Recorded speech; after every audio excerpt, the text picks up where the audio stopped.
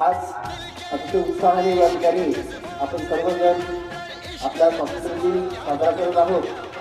सर्वप्रथम आपल्या सर्वांना मी स्वातंत्र्य दिनाच्या मंगलमय अशा शुभेच्छा देतो। आज या ठिकाणी अनेक विद्यार्थ्यांनी अतिशय सुंदर अशी भाषणं केलेली आहेत आणि ही भाषणं पाहून आपल्या भारताचं भवितव्य निश्चितच उज्ज्वल आहे याची मनोमन खात्री पटली।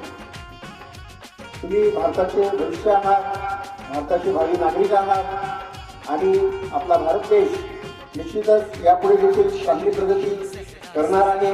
विश्वामध्ये आपलं नाव अधिक समृद्ध करणार आहे यात कोणतीही शंका नाही। 1857 साली सुरू झालेला स्वातंत्र्य लढा 1947 15 ऑगस्टला समाप्त झाला। जवळपास 100 वर्ष आपल्या देशातल्या विविध